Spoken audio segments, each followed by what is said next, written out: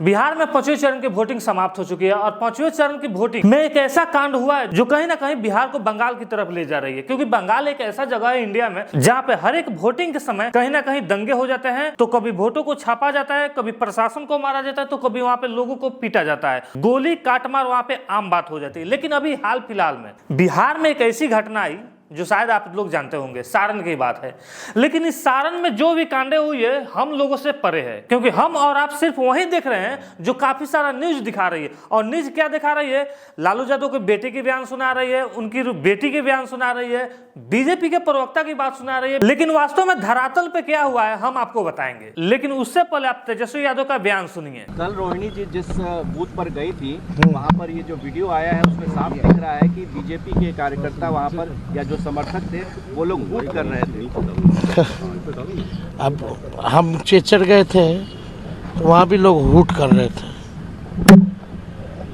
तो इसका मायना आप समझ सकते हैं। ये अपने बयान में कहीं ना कहीं बचते हुए दिखाई दे रहे हैं और ये इससे पला जा रहा है कि वास्तव में वहाँ पर रियलिटी में हुआ क्या था। लेकिन अगर इनकी बहन का बयान सुना जाए तो कुछ ऐसा है। न्याय चाहिए, सब भाजपा वाले गुंडे हैं, उनको सबक मिलना चाहिए, उनके ऊपर FIR होना चाहिए। इसी पे ये लोग भद्दी भद्दी मुझे गालियाँ दी गई है, उसके बाद से ये लोग पत्थर बांस और डंडा लेकर के मेरे ऊपर जानलेवा हमला हुआ है। देखिए भाई साहब, प्रत्यारोप आरोप लगते रहता है, क्योंकि बीजेपी वाले आरजेडी पे लगाएंगे, आरजेडी वाले बीजेपी लगाएंगे। लेकिन जो मासूम की मौत हुई है उसका जिम्मेदारी कोई नहीं लेगा। जो 2 आदमी अभी पटना PMCH में मौत के किनारे झूल रहे हैं, उनकी कब मौत हो जाए, कितने पैसे लगेंगे, उसके बारे में कोई नहीं सोच रहा है। इसलिए आपसे हर एक वीडियो में यही रिक्वेस्ट करते हैं कि पार्टी आएगी पार्टी जाएगी, आप किसी पार्टी के पक्ष में उतना उतारू ना होकिए कि आपके घर समाज भाईचारा दोस्तीचारा सब बिखर जाए, क्योंकि अभी आप नहीं संभालिएगा तो एक कांड आपके ऊपर भी आ सकता है। लेकिन इस सब के बीच पप्पू यादव जो पूर्व सांसद है, उनका एक ऐसा बयान आया है, एक ऐसा इंटरव्यू लिया गया है।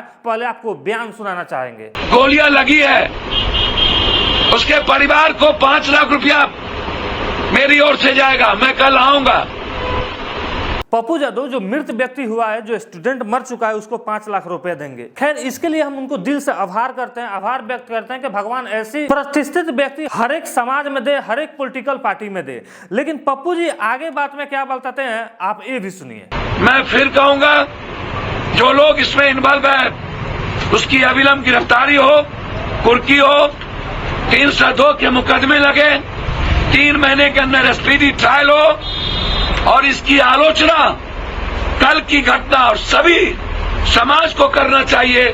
उच्च स्तरीय इंक्वायरी हो, जो लोग कल से आज तक इस वातावरण को फैलाए हैं उन पर केस करके जेल भेजा जाए और नेता लोग ऐसे चीजों से बचे।